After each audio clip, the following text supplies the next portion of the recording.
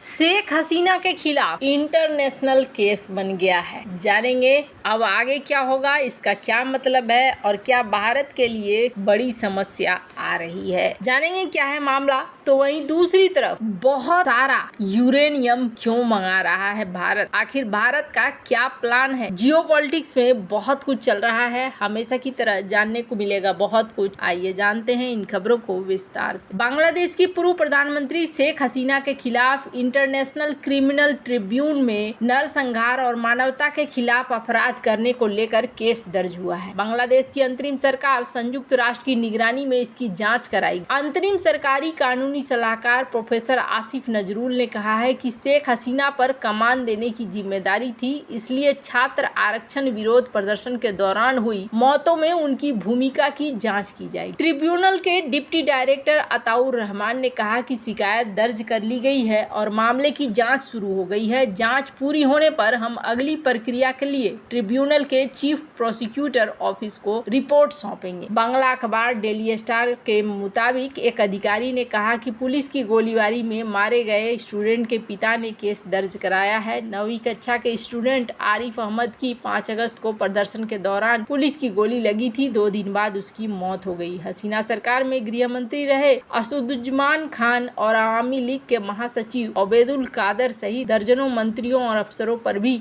International tribunal में आरोप लगाए गए हैं। इन सभी पर मानवता के खिलाफ अपराध के आरोप। शेख हसीना पर 2 दिन में 3 केस दायर किए गए हैं। इससे पहले मंगलवार को हसीना पर हत्या का केस दर्ज हुआ था। आरक्षण विरोधी आंदोलन के दौरान 19 जुलाई को पुलिस फायरिंग में एक दुकानदार अबू सैयद की मौत हो गई। इसमें हसीना के साथ 6 और लोगों को आरोपी बनाया गया। हसीना पर बुधवार को अपहरण का केस दर्ज हुआ। सुप्रीम कोर्ट के वकील सोहेल राणा ने कहा कि हसीना के इशारे पर 2015 में रैपिड एक्शन बटालियन के जवानों ने उसका अपहरण कर लिया था। इस मामले में हसीना के साथ 5 अन्य लोगों को आरोपी बनाया गया। बांग्लादेश के पीएम पद से इस्तीफा देने और फिर देश छोड़कर भारत आई शेख हसीना ने मामले को लेकर पहली बार मंगलवार को प्रतिक्रिया दी। उनके बेटे साजिद वाजिद ने अपनी मां के हवाले से सोशल मीडिया पर पोस्ट किया। हसीना ने देश में दंगा करने वालों को सजा दिए जाने की मांग की और कहा कि उनके पिता और बांग्लादेश के संस्थापक शेख मुजीबुर रहमान की प्रतिमा से तोड़ फोड़ करने के मामले में भी न्याय हो। शेख हसीना ने बांग्लादेशी नागरिकों से 15 अगस्त अपने पिता शेख मुजीबुर रहमान की बरसी पर शोक मनाने का आग्रह किया था। हालांकि आपको बता दूं, यहाँ पर चीजें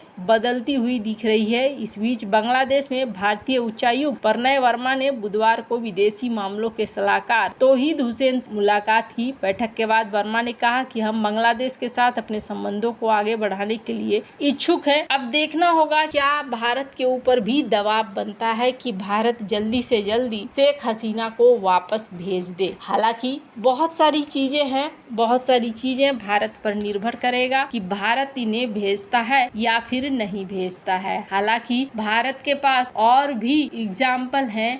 ऐसा नहीं है कि शेख हसीना, बल्कि शेख हसीना की विपक्षी भी वर्षों तक भारत में रह चुकी हैं। लेकिन यहाँ पर अब जो ये मामला है, यहाँ पर बांग्लादेश शेख हसीना को एक अपराधी बताकर यहाँ पर मांग कर सकता है कि आप हमें वापस करें, क्योंकि शेख हसीना अब एक आम नागरिक है। ऐसे में भारत के सामने एक राजनयिक चुनौती आ जाएगी। हालांकि लगता है जैसे उसी दिशा में कदम बढ़ाया जा रहा है। बांग्लादेश में अभी और भी कई तरह के चीजें होंगी, ये तो बिल्कुल साफ साफ दिख रहा है। इस तरीके से कोशिश हो रही है कि दोबारा फिर बांग्लादेश की शेख हसीना का अस्तित्व ही पूरी तरीके से खत्म हो जाए। हालांकि जहां एक तरफ ये सब कुछ हो रहा है, वहीं अमेरिका कुछ और ही कह रहा है। अमेरिका रीजनल पावर से ये कह रहा है कि हम इस मामले में सबके साथ मिलकर चलना चाहते हैं, सबके साथ चलना चाहते हैं, इसलिए कोई दिक्कत नहीं है। आपको बता दूं, जहां एक तरफ ये सब कुछ हो रहा है, वहीं दूसरी तरफ चाइना को सकते में डाल दिया है भारत और रूस ने एक ऐसा एग्रीमेंट कर लिया है। एक बार फिर भारत के कारनामे से पड़ोसी देश चीन और पाकिस्तान की नींद उड़ी हुई है। दरअसल भारत और रूस पिछले साल परमाणु ऊर्जा को लेकर एक सौदा हुआ था, जिसके तहत अब जल्द ही भारत को ईंधन की एक बड़ी खेप ब्रेक मिलने वाली है। भारत के कुंडनकुलम पावर प्लांट में परमाणु ऊर्जा मुहैया करवाया जा सकेगा। एक रिपोर्ट के अनुसार जब इस प्लांट की सभी 6 यूनिट पूरी हो जाएगी उस वक्त भारत की क्षमता 6000 मेगावाट की हो जाएगी और ये देश का सबसे बड़ा न्यूक्लियर एनर्जी प्लांट होगा। हालांकि मौजूदा समय में यहाँ 2 गीगावाट की कैपेसिटी वाले 2 ही यूनिट चल रही हैं। आपको बता दें वर्तमान में देश में 7 गीगावाट की परमाणु ऊर्जा क्षमता है। ऐसे में साल 2029 तक इसे डबल करते हुए 13 गीगावाट तक ले जाने की सरकार की मंशा है। इसलिए 2023 में भारत और रूस ने इस प्लांट की नई इकाइयों को परमाणु ईंधन की आपूर्ति के लिए 10,500 करोड़ रुपए की ये डील की है, जिसके बाद दोनों यूनिट को बनाने में सहयोग चल रहा है। रूसी परमाणु ईंधन कंपनी TVEL-JSC कुंडनकुलम पावर प्लांट में परमाणु ऊर्जा विभाग को ईंधन और अन्य सामानों की सप्लाई किया जाएगा। हालांकि इस प्रोजेक्ट के अलावा भी रूस की एक कंपनी के साथ संयुक्त उद्यम बनाने पर भी भारत सरकार का फोकस है। फिलहाल इसके लिए बातचीत की जा रही है। जानकारों के मुताबिक यदि ये संयुक्त उपक्रम धरातल पर आता है तो इससे भारत की परमाणु क्षमता काफी हद तक बढ़ जाएगी। चीन के लिए कुछ मुश्किलें खड़ी हो सकती हैं। दरअसल प्रोजेक्ट तमिलनाडु के तिरुनेलवेली जिले में है, जो चेन्नई से 650 किलोमीटर दूर है। ये प्रोजेक्ट रूसी वाटर रिएक्टर टेक्नोलॉजी पर बेस्ड है। साल 2023 में भारत और रूस के बीच कुंडनकुलम परियोजना की आखिरी अधूरी 2 यूनिटों का निर्माण को लेकर समझौता हुआ था। इस दिशा में दोनों बहुत ही तेजी से बढ़ रहे हैं। वैसे आपको बता दूं, एक खबर आई थी, स्क्रीन पर इस रिपोर्ट को देख सकते हैं। पेशावर ब्यूरो